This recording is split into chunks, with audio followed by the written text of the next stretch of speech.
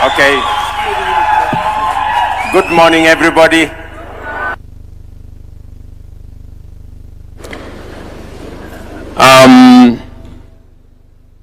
The Right Honorable Raila Odinga,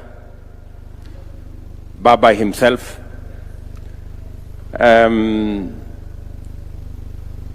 Governor Peter, Governor James, Governor Gladys, CSS, members of parliament, MCS led by the majority leader, and I can see he's truly majority, just by size. Ladies and gentlemen, this is a wonderful morning, and we have come here intentionally. And I want to thank Hassan Joho and his team at the Ministry of Mining and Blue Economy for putting together this conference so that we can have a candid conversation about blue gold, about our waters, which in his words, our waters, our wealth.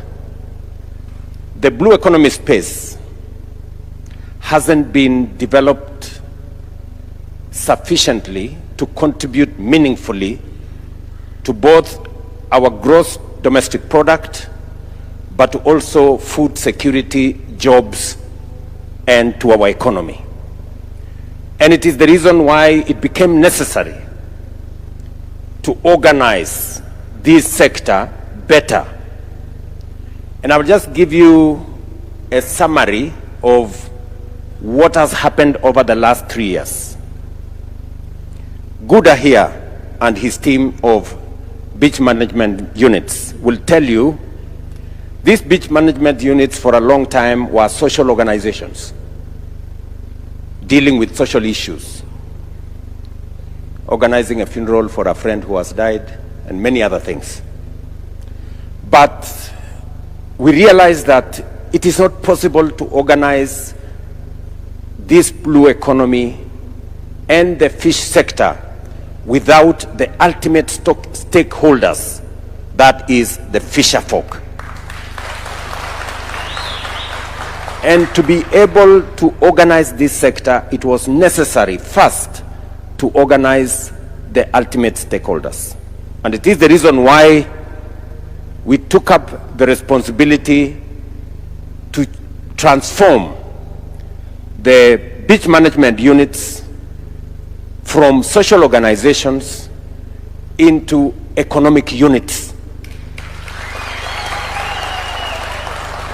We have registered all the beach management units across Kenya, and we have 450 of them. That was step one. Step two, we're now moving these beach management units and organizing them into cooperatives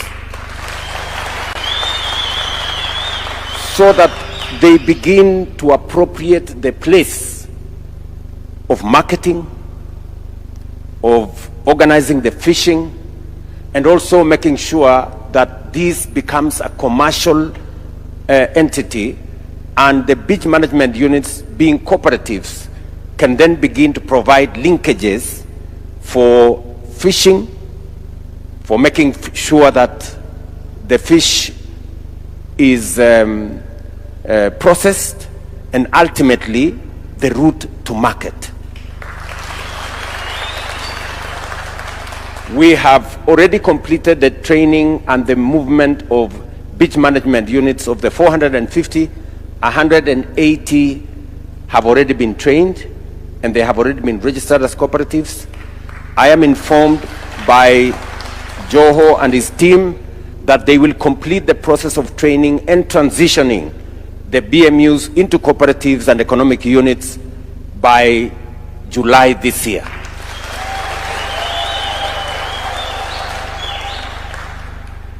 It is the base upon which we are going to build the growth of the blue economy and the fishing sector. That was number one. We also, as we organized these beach management units, it became necessary for us to empower them, to give them some resources, so that they can begin to organize themselves.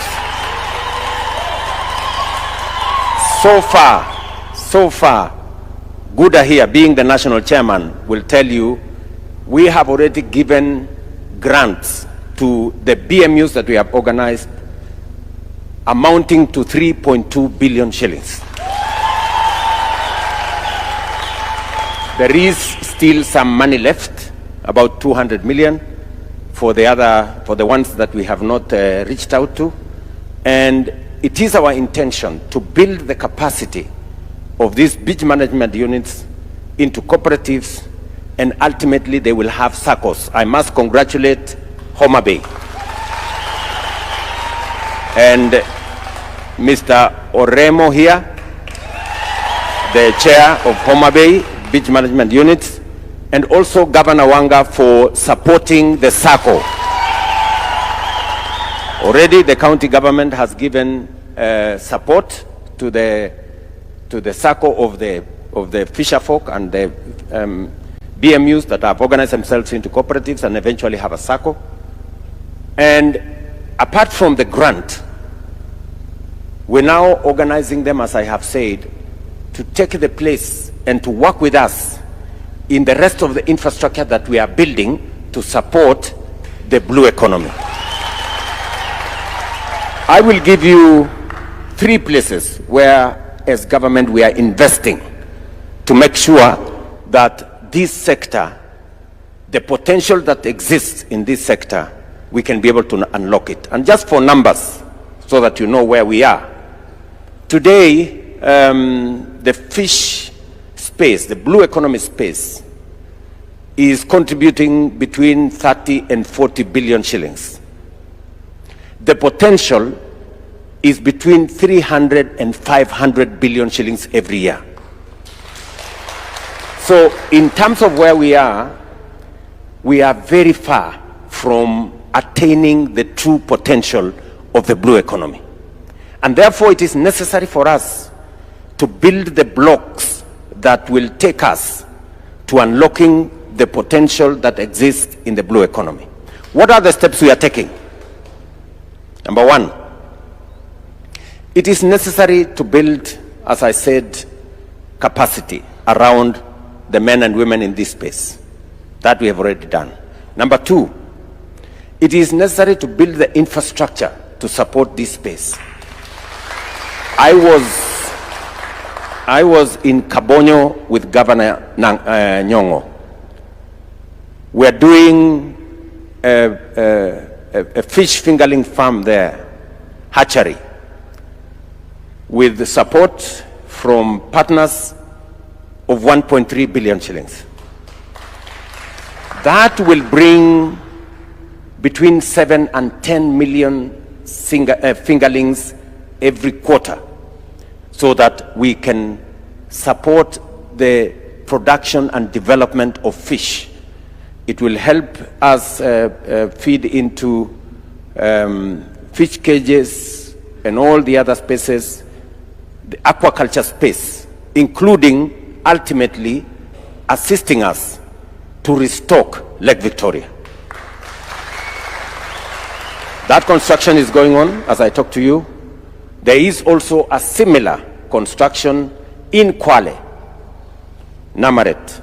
And I want to thank the ministry for taking leadership and pushing the contractors to make sure that we get that space moving. Because we also run a risk if overfishing takes place, we run the risk of undermining the potential in this sector. So development of hatchery infrastructure to make sure that we have enough fish in all our aquaculture spaces, including ultimately restocking our waters. Number 2, it becomes also necessary for us to provide the infrastructure for handling fish and processing fish. What have we done? In the last 3 years, we have completed 4 fish landing sites along the Indian Ocean coast, and we have completed 3 fish landing sites along the lake. I was in Mulkoba, in Busia, last year. Luanda Kotieno is already working. In fact, Luanda Kotieno in Siaya is the best example we have of how a fish landing site should operate. And I want to thank the county government of Siaya for working with the private sector and the fish landing, the fisher folk and the BMUs and the cooperatives in Siaya to now unlock the potential of fishing in that space. And today, Luanda Kotieno is among the profitable landing sites that is taking place in Kenya. We have also finished the fish landing site in Sori, here in Migori. That is complete, and I have instructed Joho to work with the governor so that we can hand it over in the next few days. Again, the model is that the fish community there, the fisher folk, the BMUs, the cooperatives that have been set up, work with the county government, rope in the private sector to help them with the management so that we can again have a win-win outcome in that space.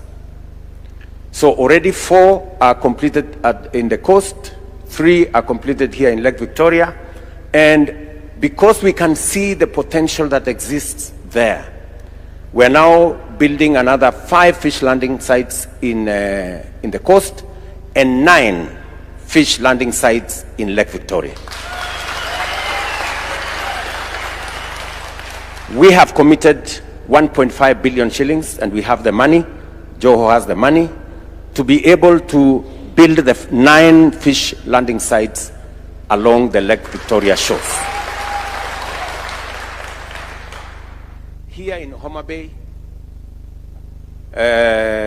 Nyandiwa is going to have a fish landing site. Mainuga is going to have a fish landing site. And which one? Wakula.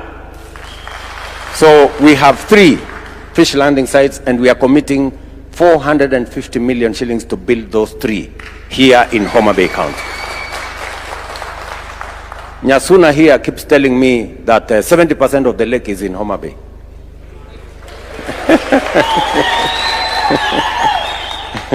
And she's trying to intimidate everybody into submission.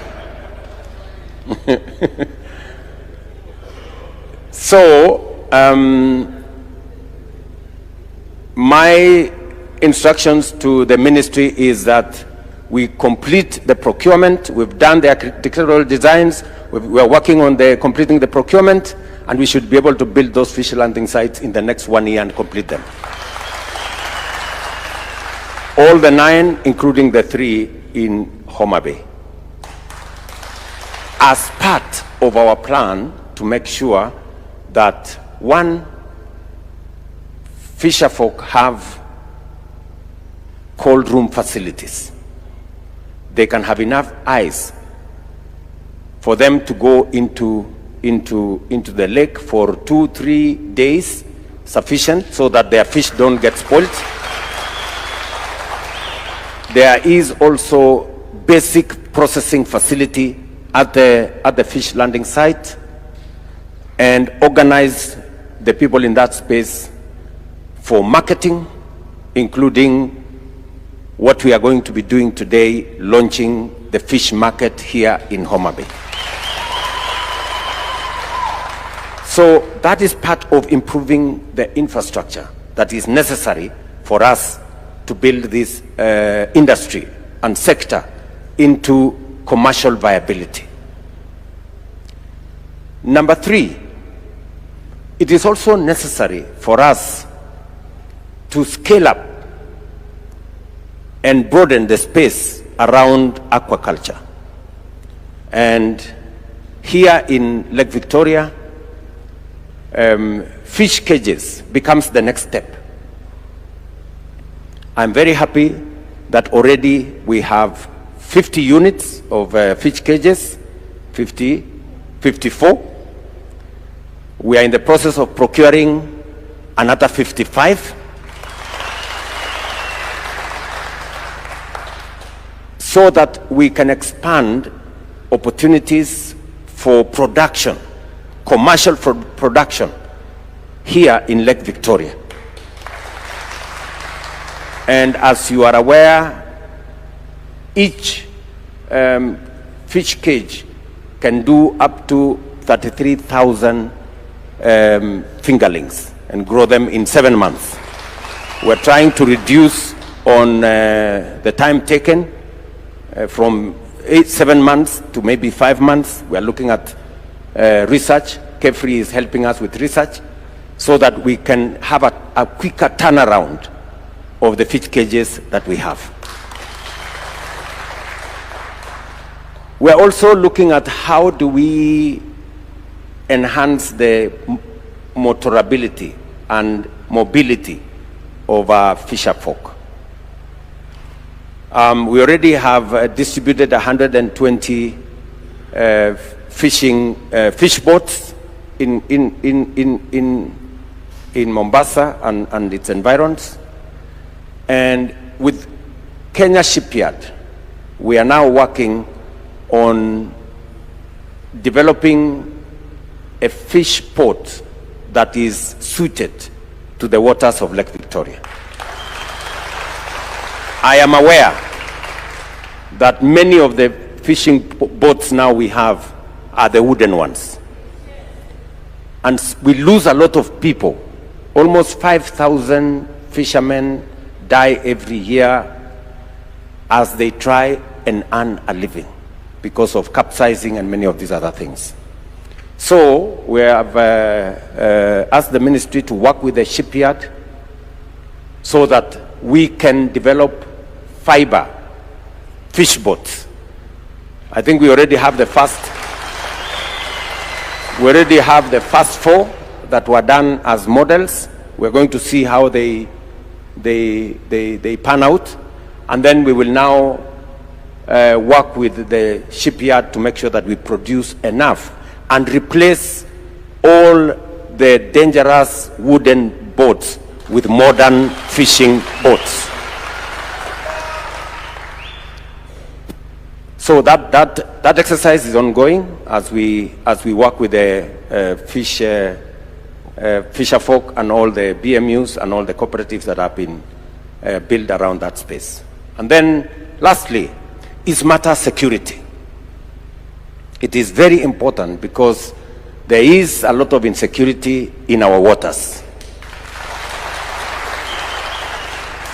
Both between different groups of fishermen, and I want to encourage the fisher folk. As government, we have identified areas for breeding of fish. It is not right for any BMU or any group to go and fish in areas of breeding because it undermines the whole industry.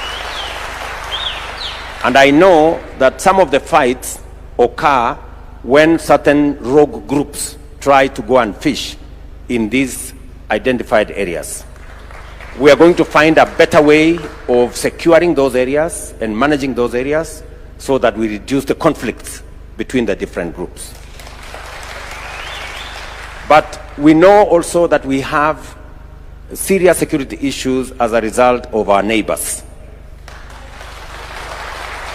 And I did send Minister Joho to engage his colleague in Uganda and Tanzania. There is currently a conversation that is going on between our 3 countries so that we can find a way of having a uniform license for all our fishermen to avoid this country arresting that country's people and the rest of what's going on at the moment. So that conversation is going on. We are scaling it up. If once the ministers finish with what they are doing, we are going to scale it up to the level of the heads of state, where you know I am now the chairman of the East African community. So Hassan, you have some homework to do there so that we can be able to complete that process sooner rather than later. We are also working with the Coast Guard and I saw Shiosho somewhere. Yeah, this the Director General of Coast Guard, so that we can have a sustainable surveillance mechanism for our waters. We have deployed several policing boats. There is a challenge of sustainability. Sometimes they don't have enough fuel. So I want us to work together with the BMUs and with the counties to see how we can make those security boats much more versatile, that they can do more surveillance, and to make sure that there is rescue and there is protection of our fishermen and women as they undertake their exercise. So in a nutshell, I am saying that we have identified the blue economy as one of the areas that we have huge potential. It is contributing only 0.4% to our GDP, when it can actually contribute maybe 6-7 times what it is contributing at the moment, maybe even 10 times. So this is an area of focus, and I am very confident with the team in the Ministry of Mining and Blue Economy under my friend Hassan Joho and the two PSS. So I want to encourage Guda and his team. You know very well that we have met many times, and you know very well that I am personally committed to this sector, and we will continue to look at opportunities for unlocking this potential. Finally, because we want to play at the next level, I have agreed with the ministry that we also buy deep sea fishing boats. We've committed 600 million shillings from government of Kenya, because the potential we have in the Indian Ocean is huge. 1.2 billion, sorry. 1.2 billion to buy at least 15, between 15 and 20 deep sea fishing boats that can go into the ocean for 10 days or thereabout, because that way we can achieve faster the targets that we have. We have also now licensed 24 huge trawling facilities in our waters with Kenyan flags, and we have insisted that they must land the fish in Kenya before they go anywhere. We are also commercializing Liwatoni.